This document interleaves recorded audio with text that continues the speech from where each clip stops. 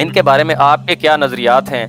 اور آپ کے خیال میں مطلب ایک بڑا شور مچایا جاتا ہے یہاں، وہ شکور صاحب بھی ایک تھے، وہ گئے ٹرمپ کے کان میں شکایت کرنے لگے، وہ ایک میم بھی چلی تھی اس پہ، وہ بڑی مزاحیہ بات ہے وہ کہ جی وہ چاچا شکورا جا کے کہتے ہیں کہ جی اے مینو کافر کہندے نے پاکستانی، انہوں نے کہا ماما مینو مرشد مندے نے۔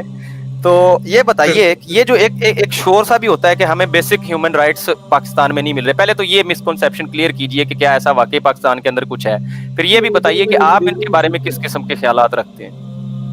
دیکھیں اس میں پہلی بات یہ تھی، وہ چاچا شکور تشریف لے گئے تھے یہاں سے پاکستان سے، میں نے ثبوتوں کے ساتھ وہ ساری چیزیں دکھائی بھی تھی پبلک گیدرنگز میں، کس طریقے سے یہ سارا کام کیا گیا تھا، اس پہ کسی اور دن ہم پروگرام میں بھی کر لیں گے۔ یہ جب تشریف لے کے گئے قادیانی صاحب ڈونلڈ ٹرمپ محترم کے پاس، تو ڈونلڈ ٹرمپ سے انہوں نے کہا کہ یہ پاکستانی ہمیں کافر کہتے ہیں، تو ڈونلڈ ٹرمپ نے جواب دیا تھا کہ رو پڑا تھا، وہ کہتے ہیں مینو بھی چوڑا کہندے۔ ایشو پاکستان میں مائنورٹی کو جتنے حقوق ملے دنیا میں کہیں بھی نہیں ملے۔ سب سے پہلے تو یہ کہ me being a Muslim, me being a Pakistani, it is my basic responsibility to give the proper rights to all sort of minorities. But giving them their proper right doesn't mean to call them Muslim. ان کو ایک غیر مسلم کو حقوق میں پورے دوں گا، لیکن اس کا مطلب یہ نہیں کہ میں ایک ختم نبوت کے منکر کو مسلمان کہنا شروع کروں۔ معاملہ یہ ہے کہ 25 دسمبر کو پورا پاکستان کا ہر بندہ who is at the helm of affair کسی پوسٹ پہ بیٹھا ہوا ہے، اس بندے کو آپ کسی نہ کسی گرجا گھر میں دیکھیں گے، لیکن آپ مذاق قائد پہ ایسے لوگوں کو کم دیکھیں گے 25 دسمبر کو۔ کیا یہ مائنورٹی رائٹس نہیں مل رہے؟ آپ بلاول کو ہولی مناتے ہوئے ضرور دیکھیں گے، لیکن کبھی کبھی کسی تبلیغی جماعت کے اجتماع میں جا کے تبلیغ کرتے ہوئے نہیں دیکھیں گے۔ کیا یہ مائنورٹی رائٹس نہیں ہے پاکستان میں؟ آپ سکھوں کے لیے جو ہے وہ کرتارپور راہداری کھول رہے ہیں، ایک بڑا اچھا اقدام اگر کر رہے ہیں، کیا یہ مائنورٹی رائٹس نہیں ہے؟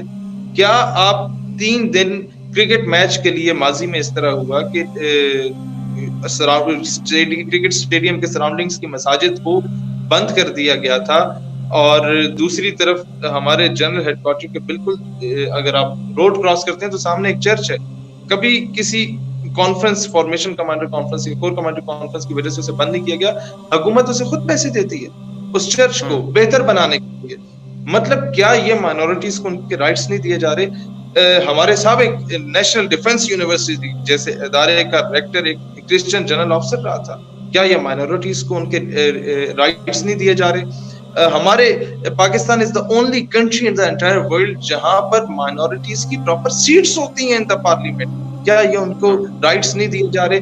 ایون مولانا فضل الرحمان کی پارٹی بھی ایک سیٹ دیتی ہے مائنورٹی کے لوگوں کو، جس مذہبی جماعت کے پاس مطلب 6 7 8 سیٹیں آ جاتی ہیں نیشنل اسمبلی کی، اس کو مائنورٹی کا ایک پورا کوٹا دیا جاتا ہے سیٹ کا، تو وہ اپنی مرضی کا کوئی بھی کرسچن یا ہندو کوئی بھی یا اس طرح کا کوئی بھی بندہ رکھ سکتے ہیں مائنورٹی کے رائٹس کے لیے۔ ان کا اپنا مائنورٹی کا منسٹر ہوتا ہے، آج کل رمیش کمار صاحب ہیں، تو اس سے بڑھ کے کیا رائٹس دیے جائیں؟ چیئرمین سینٹ آپ نے ایک دن کے لیے اعزازی طور پہ انہیں بنا دیا تھا، یا اسپیکر سینٹ ایک ہندو خاتون کو آپ نے بنایا، وہ بھی شودر یا دلت جن کو انڈیا میں ٹھٹے مارے جاتے ہیں، جن کو گھر میں گھسنے نہیں دیا جاتا، اچھوت سمجھا جاتا ہے، ہم نے انہیں ریسپیکٹ، ہم نے انہیں مسند پہ بٹھایا۔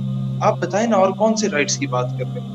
ہاں یہ بات ضرور ہے، کوئی شخص کوئی اپنے آپ کو مسلمان بولے، کسی مکتبہ فکر کا بولے یا نان مسلم کو، ناموس رسالت اور ختم نبوت صلی اللہ علیہ وسلم پر کوئی کمپرومائز نہیں ہے، چاہے وہ کسی مذہب پہ بیٹھا ہے، کسی if he is doing blasphemy of رسول اللہ علیہ السلام، پاکستان کا مسلمان کیا پوری دنیا کا کوئی مسلمان اس کو برداشت نہیں کر سکتا، اسے مائنورٹی رائٹس کے کھاتے میں نہ لیا جائے۔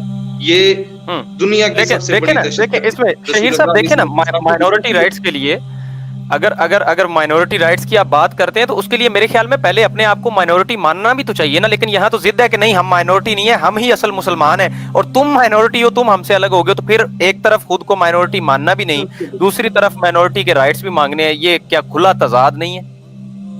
سر یہ اصل میں اس میں ان بیچاروں کا قصور نہیں ہے، ان کا مذہب کی ابتدا ہی منافقت سے ہوئی تھی۔ مرزا قادیانی ایک کریکٹر لیس آدمی، ملکہ برطانیہ کو وہ فحش قسم کے خط لکھا کرتا تھا، مرزا قادیانی جو کہ انبیاء کرام کی بھی توہین کیا کرتا تھا، ایون حضرت عیسیٰ علیہ السلام کے بارے میں بڑے نامہذب غیر مہذب قسم کے الفاظ اس نے استعمال کیے. مرزا قادیانی جو اپنی بیگم کی شلوار سر پہ پگڑی یا دستار باندھ کے رکھتا تھا، اس کی کتاب روحانی خزائن سے آپ کو سارے ثبوت اور دلائل ملیں گے. ایک ایسا شخص جو اس جہان فانی سے جب رحلت فرمانے لگے تو وہ کس عظیم مقام پہ جا کے انہوں نے اپنی آخری سانسیں لی تھیں، اور کس طریقے سے وہ انہوں نے وہ اس دنیا سے جانتی ہے، وہ پبلک جانتی ہے عظیم مقام. اس کے اوپر پورے 1.5 گھنٹے کا یہاں پہ ڈیبیٹ بھی ہمارے چینل پہ موجود ہے. وہ اینڈ پہ مرزائی مان گیا تھا کہ ادھر ہی رحلت فرمائی تھی. اچھا تھوڑا سا آگے بڑھتے ہیں میرے خیال میں. ایسے بندے کے فالوورز میں سمجھتا ہوں مینٹلی ڈسٹارٹڈ لوگ، ایسے لوگوں کے بارے میں ڈیبیٹ کرنی نہیں چاہیے. ہاں اگر یہ زیادہ چون چرا کر رہے ہو تو ان کو پھر طریقے سے سمجھا دینا.